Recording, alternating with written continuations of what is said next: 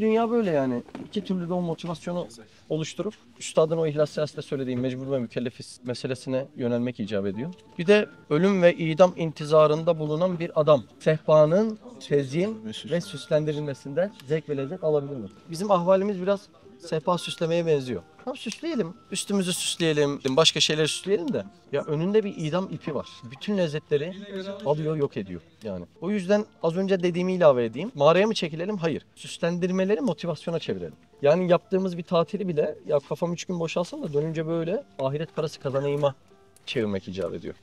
İhtiyacımız olması gerekiyor. Evet ama bu bir kabiliyet. Kabiliyet de geliştirilmeye muhtaç. Bir gün merhum Sungur abi anlatıyor da ağaçtan, yapraktan, çiçekten anlatmış. Adam demiş, vallahi Sungur abi evimin önüne geliyorum, ağaç var. Hiç senin anlattıkların gibi şeyler göremiyorum. Sungur abi de sinirlenmiş, demiş bu dağ ağaca bakmayı bilmiyor. Marifetullah'a nasıl çıkacak bu demiş. Bak şimdi. Acayip değil mi? Bak bir şey soracağım size. Burada hepimiz Üstad Hazretlerine bir hayranız değil mi? Şimdi haber gelmiş. Üstad Rahimullah Barla'da evine oturmuş bizi bekliyor. Nasıl gideriz? Bak şimdi. Koşa koşa gideriz değil mi? Kafamızda da çok kahraman bir insan. Barla'ya gittiniz mi namaza? Şimdi düşün. Arabayla girdiniz. O caminin yanında Üstad Hazretleri'nin o kaldığı ev var ya. Tam orada Üstad Hazretleri'ni elini öpmeye gideceksin. Bir bakmışsın üzüm salkımlarına bakıyor. Böyle onları sayıyor. 1, 2, 3, 4 diye. Ne hissedersin Allah aşkına? Garipsersin değil mi? Dersin ki ya üstadım üzüm lazımsa bizim memleketten getireyim sana. Üstad Hazretleri hani o 5 karış üzüm salkımlarını saydım. Her birinde şu kadar şerbetçik değil mi? Hatırlıyor musun orayı? Üstad Hazretleri adet adet sayıyor böyle. Bu üzüm salkımlarını sayıyor. Bu kadar kilo çıkar. Bu bundan olamaz. Bu kuru topraktan gelemez diye bunları sayıyor. Abi şimdi o az önce Sungur abiye söyleyen diyor ki işte kapının önündeki ağaçtan bir şey göremedim diyor. Sungur abi kızıyor tabii ya. Ağaca göremiyor bu marifetullah nasıl girecek diye. Bir de Sungur abinin de ders aldığı Üstad Hazretlerine bakıyorsun. Kapının önünde üzüm salkımlarını sayıyor. Demek ki abi bütün süreme filmi oralarda dönüyor değil mi? Bu bir kabiliyet meselesi. O kişiye de abiler demiş, sen demiş günlük Ayetül Kübra oku demiş 7. şu ayet. Okumuş. Medreseye geliyor diyor ki vallahi diyor ağaç canlandı diyor. Konuşmaya geliyor diyor. 7. Şua biraz değil mi? O acayip bir eser. Halıkını soran bir seyyahın meselesini anlatıyor ya. Bütün kainattan, mevcudattan Rabbini soruyor. Şimdi demek ki bu bir meleke meselesi. Onu demek istedim. Şu yüzden anlattım. Yarın böyle olalım deyince tam olunmuyor. O niyete girip çok antrenman yapınca zaman içinde oluyor. Onu demek istedim. Benim öyle tanıdığım var. Günlük Ayetül Kübra okuyor. Aylarca böyle okumuş. Bizzat tanıdığım var. Yani acayip kapılar açıldı diyor. Yani Risale-i Nur'un iklimine 7. şuadan açılan kapıdan girdim diyor. Öyle anlatıyor yani. Şimdi baktığında başta ona bir şey ifade etmeyen ağaç devamında vallahi diyor canlandı bu geliyor diyor. Konuşmaya geliyor diyor. Ya şimdi demek ki okumayı öğrenmiş. İşte onu okumaya öğrenmeye imanca diyoruz. Allah Allah. Bir üzüm meselesini okur musun? 22. Sözde geçiyor. Sözde bak. Mesela o Rahim-i Zülcemal'in Bağıstan-ı Kerem'inden, mucizatının salkımlarından bir tanecik hükmünde gördüğüm 2 parmak kalınlığında bir üzüm asmasına asılmış olan salkımları saydım. Salkım saydım diyor bak. Üstad Hazretlerine büyük bir heyecanla yanına gidiyoruz. Bir bakıyoruz ne sayıyor? Salkım sayıyor bak. Hayal et. Evet. 155 çıktı. Bak. Bir salkımın tanesini saydım, 120 kadar oldu. Düşündüm dedim, eğer bu asma çubuğu ballı su musluğu olsa, daim su verse, şu hararete karşı o yüzer rahmetin şurup tulumbacıklarını emziren salkımlara ancak kifayet edecek. Halbuki bazen az bir rutubet ancak eline geçer. O kadar ha. Aldığı su o kadar az bir rutubet. Evet. İşte bu işi yapan her şeye kadir olmak lazım gelir. Bak. Olayı görüyor musun? Yani Üstad Hazretleri bunu sayıyor. Film gibi izliyor. Kırlara çıkmak diyor. 1001 sinema izlemek gibi geliyor bana diyor. Biz çıkınca aklımıza hemen mangal geliyor. Sucuk mu yapsam, pirzola mı yapsam? Yani ne yaparsan yap işte. Aslan onun çiğini yiyor yani. Dert o değil ki. Oradan alacağımız hisseleri almadan göçüp gidiyoruz bu dünyadan. Bence çok acı ve üzülecek bir olay. Ve kişi kendine üzülsün. Yan komşuya üzülmeye gerek yok.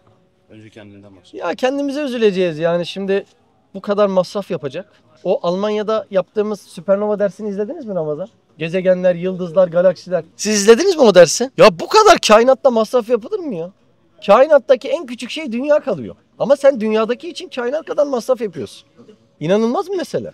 Ve bu kadar masrafı yapacak, kişi ne yapacak? Oturduğu yerde telefonda concili boncili oynayacak, bir şey oynayacak. Ya şimdi bunu muhatap bakmazsa karşılığı olmuyor, şükrü de olmuyor. Biz tabii şükrü mükrü de böyle arada elhamdülillah deyip geçiştirme zannediyoruz ya. Ya hiç öyle bir şey değil yani. O sonucu. Her nimetin şükrü kendi cinsinden olmak zorunda.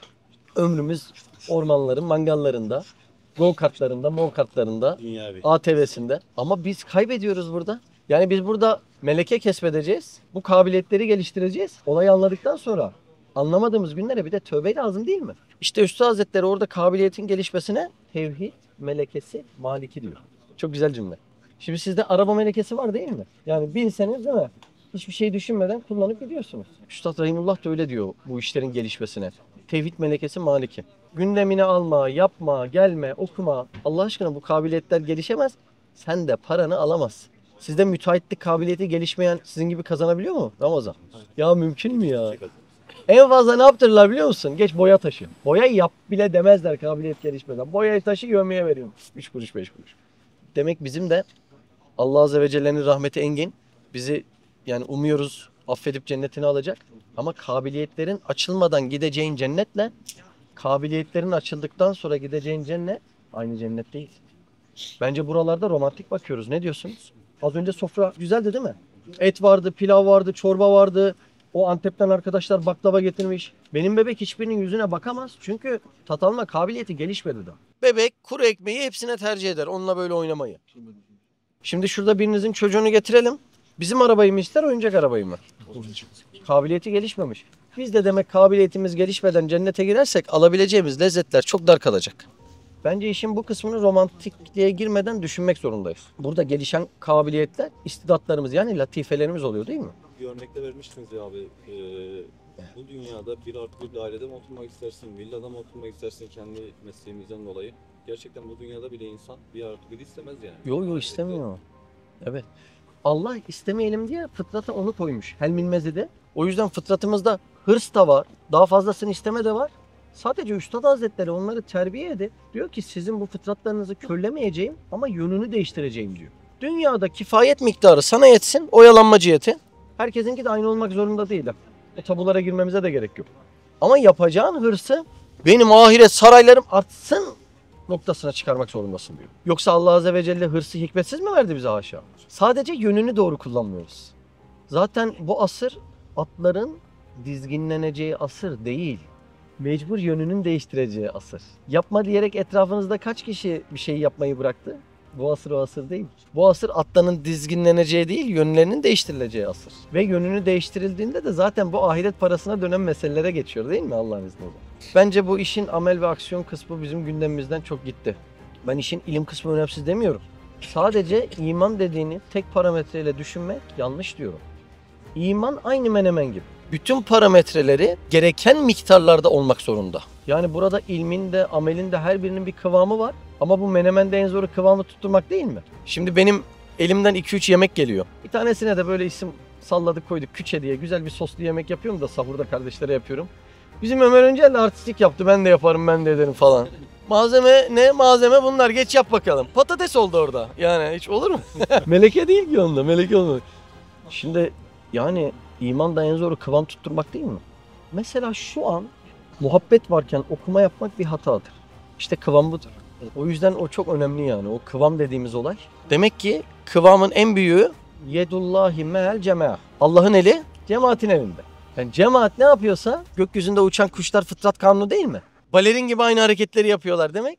Cemaat ne yapıyorsa sen de o aynı hareketleri yapacaksın. Risale-i Nur'un sadece anlattığı iman hakikatleri Kur'an'dan alıntı değildir. Risale-i Nur'un metodolojisi de Kur'an'dan alınır. Hz. Musa'nın Firavun'la mücadelesini anlatıyor. Ne diyor? Onlar kıblegah evler yaparlar. Dünyanın boğmadığı recüller vardır o evde. Sabaha kadar Rablerini tesbih ederler. Yani sabah tesbihatını anlatıyor. Cemaatle yapılan namazları, tesbihatları. Sen de benzetmiyor musun aynen o şekilde? İnanılır gibi değil. Yani aynı şekilde anlatıyor. O yüzden Üstad Hazretleri'nin özellikle o son 7 yıl Isparta hayatındaki metodolojisini de anlamak önemli. Yani biz anlamaya çalışıp adam atmaya gayret ediyoruz. Allah bizi inşallah doğru yola soksun. Ama o önemli. Çünkü Risale-i Nur'da sadece iman hakikatleri değil, metodolojisi de Kur'an'dan alıntı. Muvaffakiyetinin sırrı da burada saklı Risale-i Nur. Çok önemli yani. Çok önemli. Orada da işte kıvam dediğim nokta bence gündemden çıkmaması gereken bir nokta. Çünkü bir gün konuşuruz, okumanın önemini konuşuruz. Ama tek o değil işte. Bir gün de ya sorumluluk almak ne önemli deriz. O da değil. Yani kıvam böyle bir cümleyle keşke anlatılabilse. Anlatılabilse Ömer Öncel benim yaptığım yemeği yapardı. Patates olmazdı yani mantara döndü. Şimdi kıvam dediğin çok emek isteyen melekelerin gelişmesi gereken ve süreç isteyen bir mesele. Çok antrenman yapmak gerekiyor. Ya bu noktada aynı o Messi'leri, Ronaldo'ları ne yapıyorsa aynı öyle antrenman yapmak gerekiyor gerçekten. Bir gün işte muhabbete yoğunlaşacaksın, bir gün kıvamın olacak, okumaya yoğunlaşacaksın. Mesela şimdi bizim günlük alt sınır okumalarımız var, doğru mu? Bence mutlaka şevk geldiğinde 100 sayfaya gaza köklemek lazım. Mutlaka. O motoru açmazsan çok standartta o da olmuyor. Bazen de aynen aksiyona. Mesela bugün bizim arkadaşlar sabah hazırlık, akşam hazırlık, yemekler, sahurlar. Mesela bugün de sorumlulukta gaza bastılar iyice. Yani işte hangisinin hangi zaman yapılacağını anlamak da çok profesyonellik değil mi? Adam kalenin önünde milim vakitte vurduğu için gol oluyor. O değil mi yani? Bu da bu. Tam o vaktinde onu yapabilmek. Anın vacibi değil mi abi? Anın vacibi, yalnız okuması çok zor. O yüzden de bu meseleleri anlamayanların en çok sorduğu soru, ya anlatsana şimdi nasıl ilerleyelim? Ya anlatılmıyor ki. Ya sahaya girmen gerekiyor. Gerçekten anlatılmıyor. Ben de çok düşünüyorum şöyle, ya bir paragraf bir cümleyle nasıl ifade edilir? Ya anlatılmıyor. Mutlaka içine girip içeriden öğrenmen gerekiyor. Bir gün bakıyorsun sorumluluk yoğunlaşmış. Bir gün bakıyorsun muhabbet yoğunlaşmış. Bir gün kahkahalar artmış, bir gün hüzünler artmış. Hepsinin bir yeri, kıvamı var yani. Onu dengeleyebilmek de işte tam ceza sahasında ne zaman topa vuracağını bilmek aynı şey değil mi? Onu bilen adam milyon dolarlık olmuyor mu zaten? Ahirette de aynı popülerlik var. Orada gelişen adam orada şov yapacak yani. Tabii. Kıvamı tutturan. Oo tabii. Bir de ahirette karşılayanlar. Şimdi dünyada maalesef kötü insan çok. Geçen bir şey okudum da size de okuyayım ya. Süfyan-ı Sevri'nin bir cümlesi var. Diyor ki abi, inanılmaz ya. Gece olduğunda sırf bazı insanları görmekten kurtulduğum için seviniyorum. Abi ne yaşıyorsa kalbinde. Nasıl hassas bir kalp varsa. Dağrı dünya Kerbeladır, her Hüseyin'i meşrebe diyor. Yani hassas kalpli insanlar bunlar. Şimdi dünyada maalesef böyle bir şey var. Fesat insan, haset insan. Karşılaşınca böyle ejderha görmüş gibi şok oluyoruz. Ama ahirette o da yok. Herkes temiz kalp böyle. Orada meşhur olmak, burada meşhur olmaktan çok daha güzel bir şey. Onu demek istiyorum. Demek insanda onunla ilgili, yani hubbucahla ilgili bir duygu damar da olabilir. İşte onu da diyor ki boş ver, dünyada harcarlar seni. Onu da kullanacağın yer ahiretin meşhur ol. Nasıl meşhur olurum ahirette? Ashabi ken nucumi bi eyyihim iktedeytum ihtedeytum. Ashabım yıldızlar gibidir. Hangisine? İktedeytum. İktida etseniz ihtedeytum. Hidayete erersiniz. İşte yani söylemiyor mu yani? Demek o formadan giymek lazım değil mi? Onlara benzeyip, yani formül oradaymış. Ama onların hayatı da aksiyon konuştuklarının çok önünde. Çok önünde yani. Sadece bence herkes kendi kabre gireceğini gerçekten ciddi düşünmesi lazım. Bu motivasyon dediğimiz meseleye kimi zaman insan tek başına da girmesi lazım. Ben bir kez hasta olduğumda böyle aklıma çok yoğun geldi. Hastalıkta da ruh incelir ya. Gerçekten o kadar zor 2 gün geçirdiğimi hiç hatırlamıyorum. Hiç kolay bir mesele değil yani o ahiret meselesi. İnsan ona göre, ben kendi kabiliyetimi satıp ben Allah'a tek başıma hesap vereceğim. Kabre tek girmenin de olayı burada değil mi? O yüzden oraları çok iyi hesaplayıp o ticareti bireysel kafada oturtmak gerekiyor. Bence burada romantik davranıyoruz. Şükret. Elhamdülillah dedik ya. Mesela imanın şükrü nasıl olur sizce? Öyle değil mi? Sen de o hidayetin coşkusu kalbine gelmiş ya. Başkasında da yakacaksın. Her nimetin şükrü kendi cinsinde. Burada da sır şurada, yanmayan yakamaz. Şimdi mesela bizim Antep'ten işte arkadaşlar geliyor. Ağam diyor ya, bir yemek var, bunu yemesen ölürsün. Niye böyle diyor? Kendi yanmış, yani onu lezzetini tatmış. Tattıktan sonra onu sunabiliyor. Hastalıkta da öyle olmuyor mu? Adam diyor belim ağrıyor, ya kurban olayım şu kremi kullan. Bak yandı, ondan sonra yakıyor. Demek biz başkalarının gönlünü şu an tutuşturamıyorsak yanmamışız, taklit değil demektir. Bence basit turnusol kağıtlar. Öyle değil mi? Ya maalesef öyle. Şöyle bir imanlı göçüp gideydik ya. Vallahi Yusuf peygamber işte en dorukta. Züleyha'nın gençliği veriliyor. Kendisi Mısır aziz olmuş. Bütün ailesine kavuşmuş. Bünyamin'in çantasına bırakıyor ya hile-i şerriye. Sonra bütün ailesiyle tevafuk ediyor, onları alıyor. Hepsiyle buluşmuş. Anladım ki ben onlardan ziyade seni istiyorum diyor değil mi? Yusuf suresi 101'de anlatıyor böyle uzun uzun. Allah Allah. İnsan iştahlanıyor, bilmiyorum. Dediğim gibi dünyevi böyle büyük bir sıkıntım yok ama kalbim acıyor. Öyle olunca da hep ahirete iştahlandırıyor demek ki. Bizim çocuklar rahat durmayınca hanım bazen halaylıyor bunları. Hanım azarlıyor, bu ağlaya ağlaya yine hanıma koşuyor. Ya sen az önce buradan azar işittin. Niye tekrar oraya koşuyorsun? Onun şefkatli tokadından yine şefkatli sinesine. Bak, aynı bizim olayımız bu, biliyor musun? Allah Azze ve Celle bize kızar mı diye korkuyoruz. Ve o korkudan dolayı yine onun şefkatli sinesine sığınma ihtiyacı hissediyoruz. Yani fıtrat bu. Fıtrat bu. fıtratın en belirgin yeri çocuklar değil mi? Evet. Bize psikolojide öğrettiler de bir ahlakın öğrenilip öğrenilmediğini neyle kıyaslıyorlar? Ersin hocam? Çocukla, bebekle değil mi? Mesela limon sıkıyor ağzı sulandı mı demek bu davranış öğrenilmiş öğrenilmemiş diye. Yani bebeğin bütün tavırları fıtriydi. Fıtrat nasıl bir şey okumak istiyor musun? Ya bebek izle ya otur. Yani onun şefkatli tokadından onun şefkatli sinesine koşmak ne oluyor yine? Fıtriymiş bozmazsak eğer. Fıtri halmiş o yani. Allah Allah. Öyle meseleler vallahi.